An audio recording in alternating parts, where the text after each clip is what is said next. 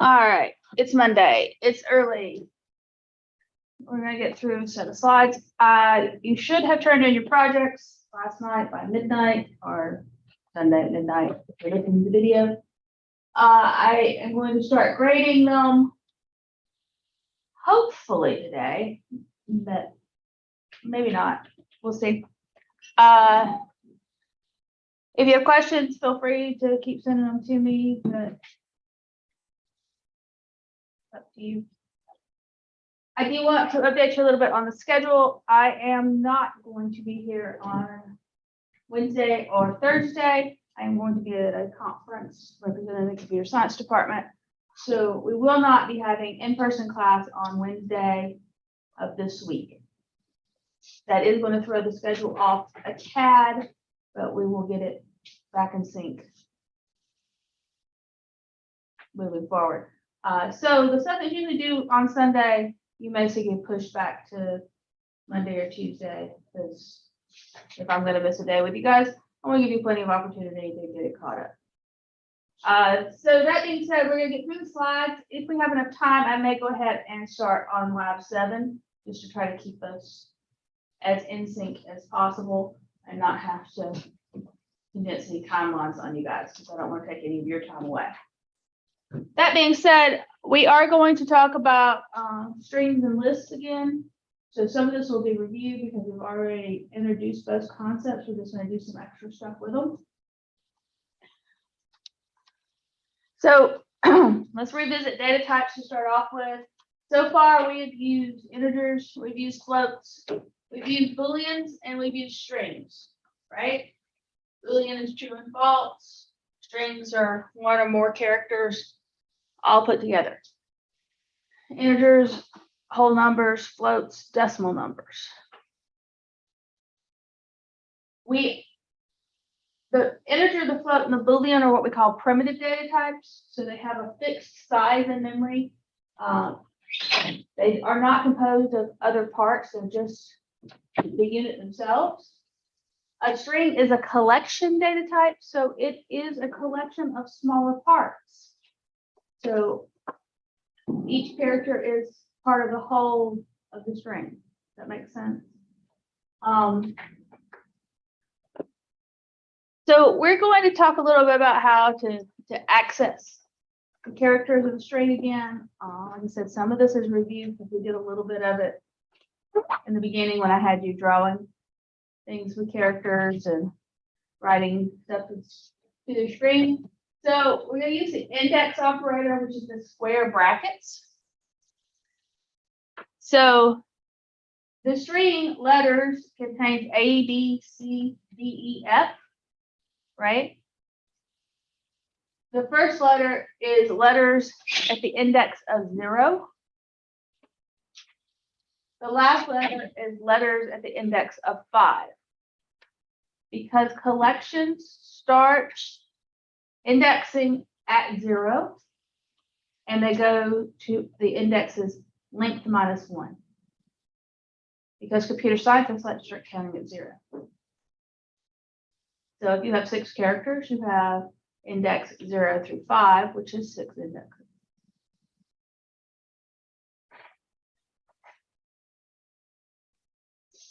So you also can, in Python, do reverse indexing. So if you give it a negative number as the index, that means it's going to start from the reverse or from the end. Now the negatives can't have 0, right? Because 0 has already been used. So if you're using negative indexes, it's -6 or -1. Not all languages do this. This is something that's one of those specifically Python kind of things. Why would you want to use negative indexes and start from the end? I'm sure there's several different applications for it, but if you were trying to reverse a list or something, you might want to do that. I personally would just do it from the beginning and not confuse myself.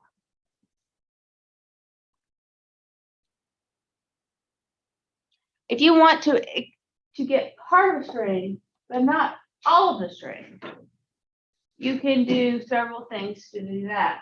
You can use an index, the index brackets with a starting position and an ending position. Now, the starting position is inclusive, so it does include the starting position. It does not include the ending position. So in this case, we're going 0 to 3. And you're like, oh, well, they got 3 characters there.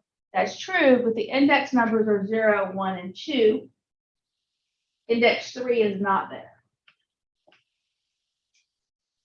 So this is when we start talking about something called an off by 1 error. In computer science, you'll hear this a lot. Off by 1 errors happen when people don't take into consideration that the index or the variable that's counting in the loop started at 0 instead of 1. And it's a very common error because we teach all of you from a very young age to start counting at 1. So in your head, it's automatic to go 1, 2, 3.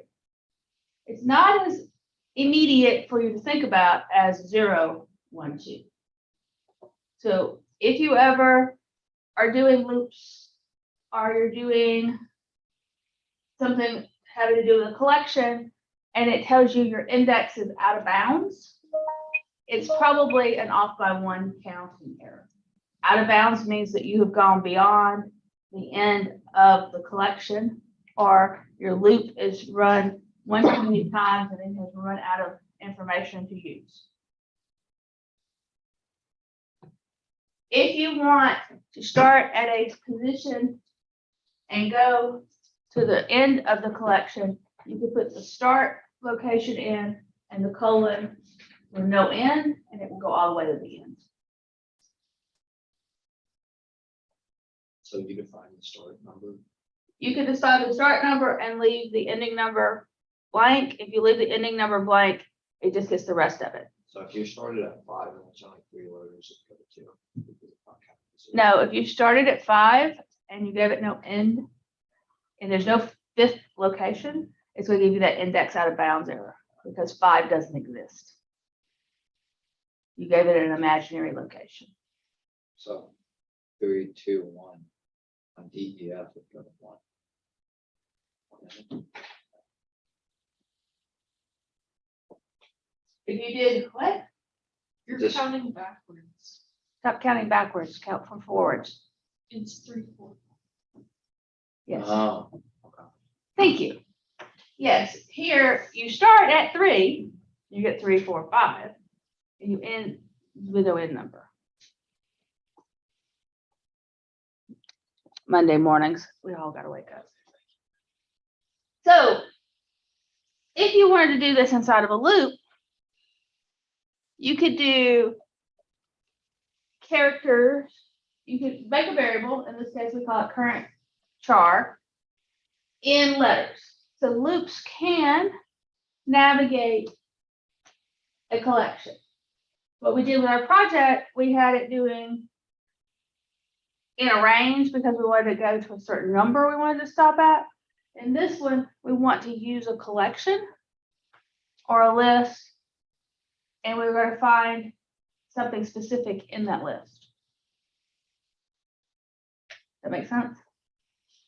So it's a little more narrow focus than the loops we were using before. Could we have used something like this in our project last time? Yeah, if we were dealing with a single dimensional list of pixels, yes. But Python doesn't deal with 2D arrays, which is kind of what the pictures were in the same way. Make sense? Mm-hmm. All right. So this top one up here is going to print out all of the letters, individual characters in letters, right?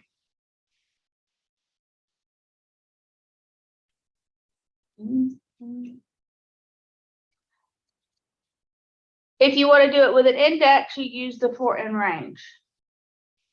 This one, the top one, handles every letter in the collection. It's going to touch them all. The bottom one is only going to touch whatever the range is. So if you didn't want to do the whole collection and you only want to do part of the collection, you could give it a starting point, a starting index, and an ending index. And it would only touch the pieces inside that range. So what's the benefit of using this? Just counting numbers. The benefit is that it's quick and it navigates the whole collection. You don't have to worry about if you got your indexes correct or if you've missed anything.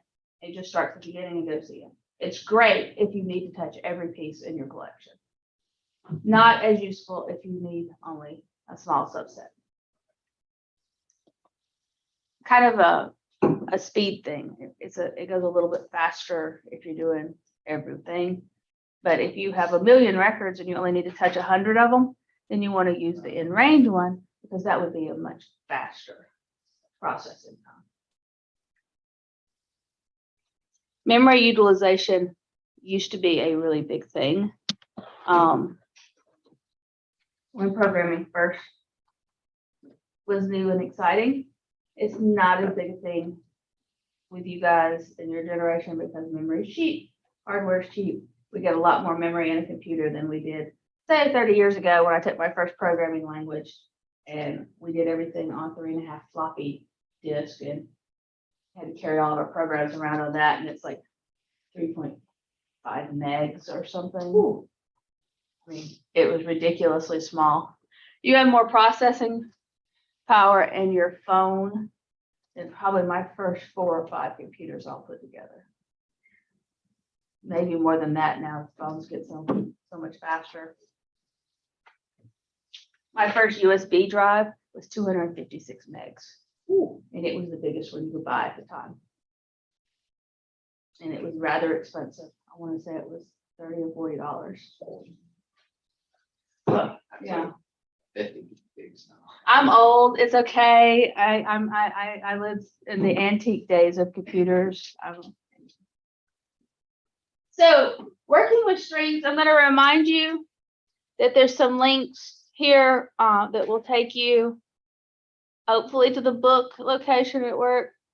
Yeah, not going to happen. So the book location is not working, but you can go look up strings in the book and get an overview again. The API link is working, so it will tell you in Java programmer language what strings can do. It also will tell you, if you scroll down far enough, what each of the different things you can do with strings and some of the functions, right? Lots of information there. You can sort strings, you can add them together, you can do all sorts of things. We're going to talk about counting them. We're going to talk about replacing a string with a new string. We're going to talk about finding something in a string. I'm leading us up to starting doing files, where we're going to search files and do things with files. Our last and final project, that seems redundant, doesn't it? Sorry, our last project, which will also be in wrapping up the semester for us, is going to have to do with reading stuff from files, manipulating it, and doing stuff. So we're going to do input, output. So you're gonna like scan a file and then I'm going to give you a bunch of files. You're going to write the code to scan it and do whatever the lesson tells you to do and give me the resulting information back. so like by scan, when you say scanning a file, you're just reading the numbers. That's what scan means. Sort of, it's going to read everything in. In our case, it's going to read it into a collection or a list. Scan. Then you're going to use your tools, loops, to go through that and manipulate it. And then you're going to print it back out to a string. But it sounds much more complex than it is.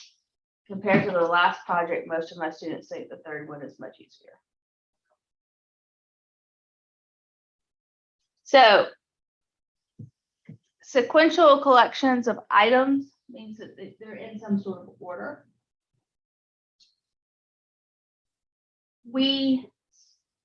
Most of the lists you're going to get are not ordered. because users don't keep your things in alphabetical order. That would be way too easy, right? So we're gonna talk about a little bit how you would get them in order, right?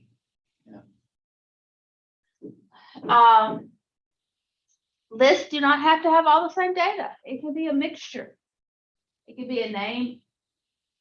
It could be grades. It could be a combination. It could be a name followed by a grade, followed by a name, followed by a grade.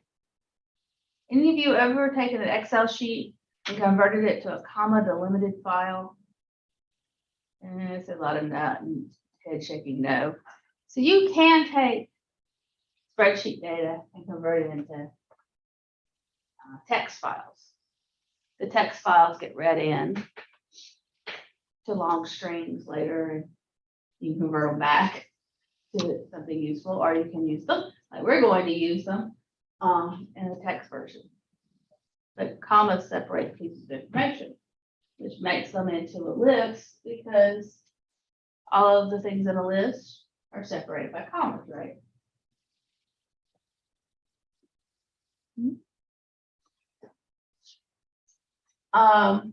A list can contain a list. So each element in a list could be a list itself.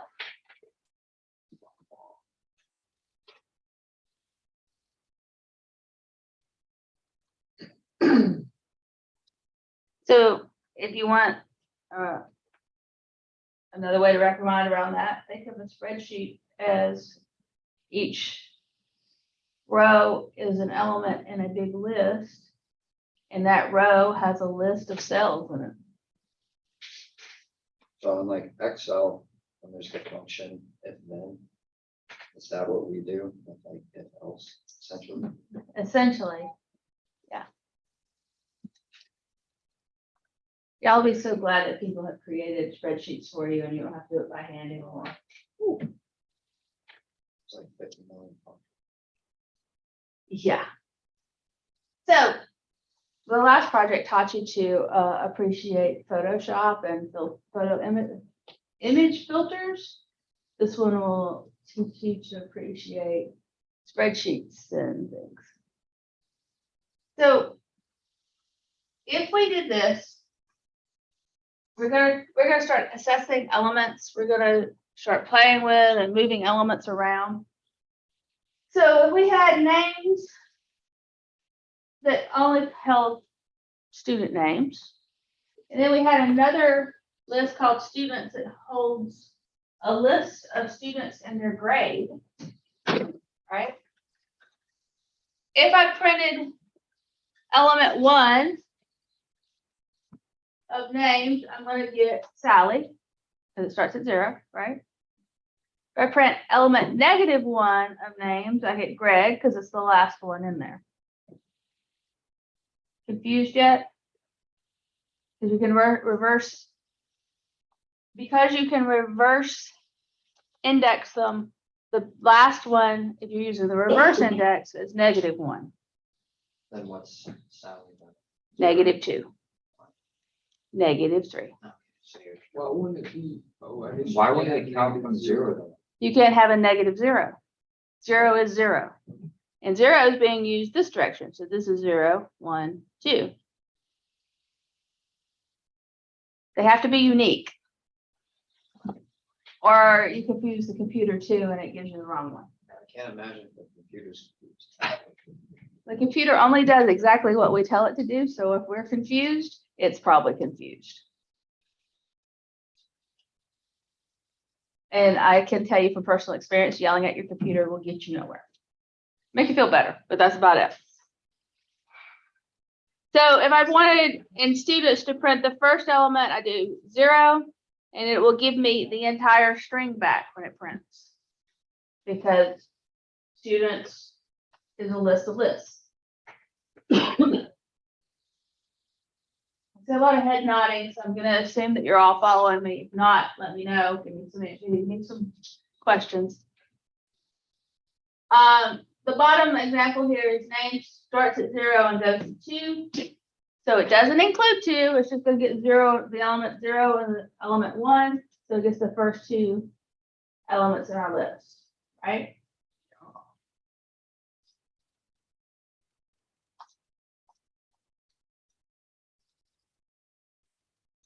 Iterating or traversing through lists is just a fancy way of saying that we are going to go through it one step at a time. Unless our loop is moving at 2 steps or 3 steps, you can make loops, skip some elements. So if you want to do the whole list and you know you want to touch every element in the list, use the top example where you use a variable name like current student in names, and it will go through and touch every name in your list. If you only want to do some of them, you put it in the range. This one does the same thing, what it's set up right now, because it's going to take the special function length, because every list knows how long it is. If you use the len with the list in parentheses, it will return the length of the string. That makes sense?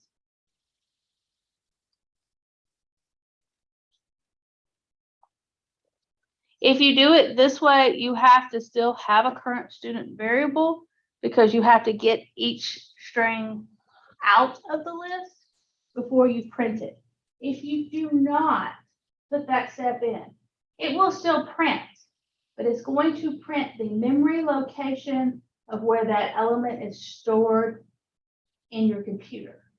So you can get some cryptic series of numbers and letters printed out.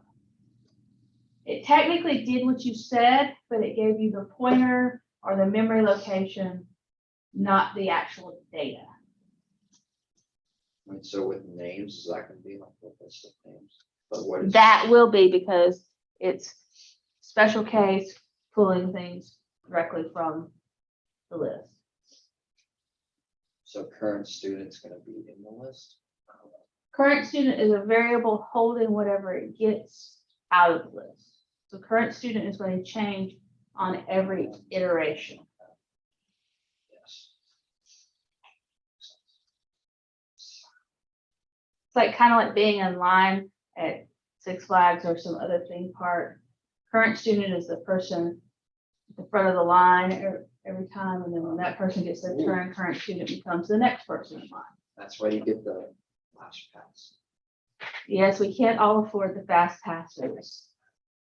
But it's funny because sometimes that line will be longer. Once. Yeah, well, Or you can cut into the flash. let's not pass. talk about fast pass lines, okay?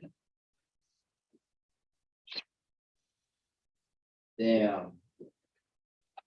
So Oh, elements in lists is also can be used as a Boolean. It can answer true or false, right? So if you ask the question, element in list, it will, and it's not in a for loop, it's going to return true or false. It's going to see what element it is. And if it is in the list, you get true. If it's not in the list, you'll get false. So if we have a list of John, Sally, and Greg, if student in names, it's going to print the student is taking this class. So if I set student equal to Sally, it's going to absolutely print that they're in this class, right? If I set it to Tracy, it's not going to print anything because Tracy's not in the list. That makes sense? So if you use it in an if statement this way, it's returning true or false. yep. If you put it in a for statement or a for loop, it's going to return each element in the list. Not confusing at all, right? You can add two lists together. So I can take names and grades here, create a new list called data, by adding names plus grades together. And when I do that, it's going to just add the second list to the end of the first list. But it's a new list. We haven't changed the two original lists. They still exist as they are with no changes, because the new list is saved in a different variable name. That makes sense?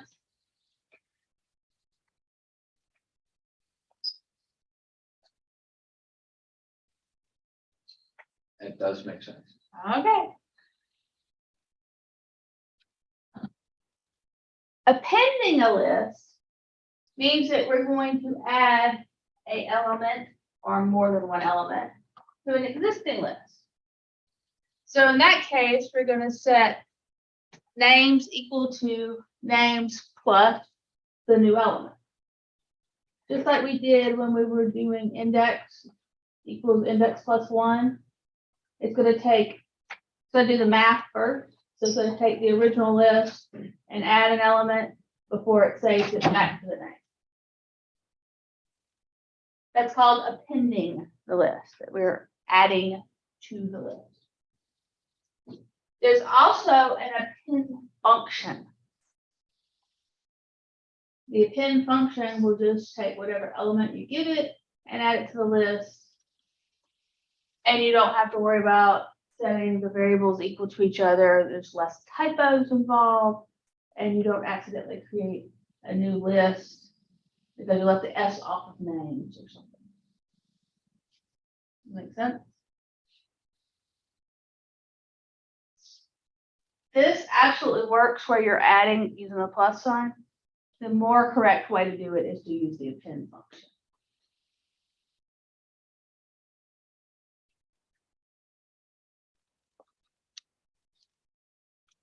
Python documentation on lists and data structures will tell you all the different things you can do.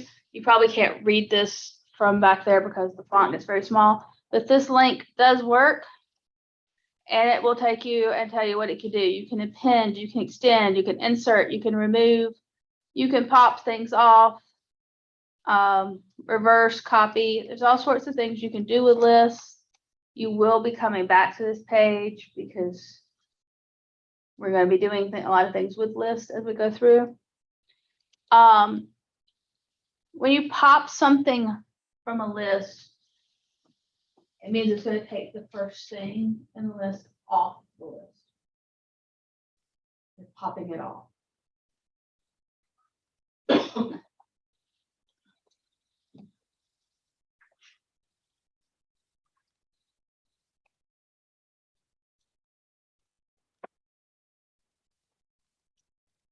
Python also provides min and max functions for the list, so it will find the minimum value and the maximum value in a list.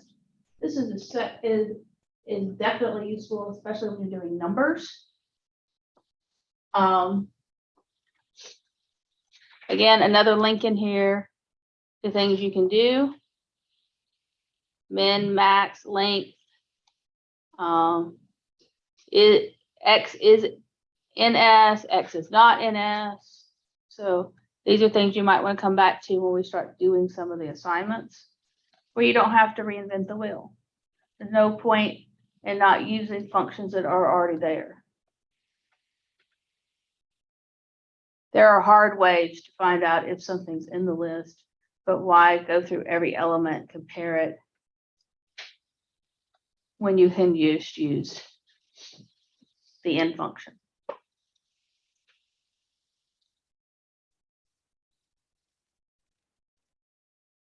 If we wanted to compute the average of a list of data, we've done averages before, right? What we would have to do in this case is set up a loop that's going through each element with a temporary variable. We'll call total while we're talking about it. And we're going to add each element to total. So we set total equal to 0 before we started our loop. We do a loop for each element in the selection, and we add it to total. And then we would take total and divide it by the length of the collection. Right? Now, I would use the length function. Or if you want to do it the hard way, you can set up another variable that would count how many times you touched it.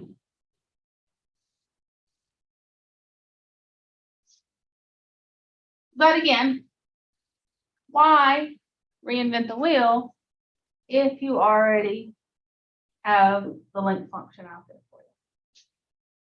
And it'll always be accurate. You'll never have to worry about the length function having an off by one count problem or having set the variable wrong where it's resetting itself because the computer's already done it for you.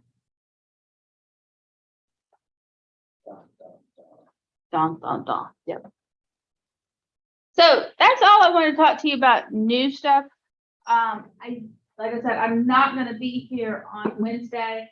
We have about 45 minutes left in class, so I'm going to go ahead and do lab 7. But if you guys want to stand up and stretch or go over the retro before I start that, feel free. I'm going to stop this video and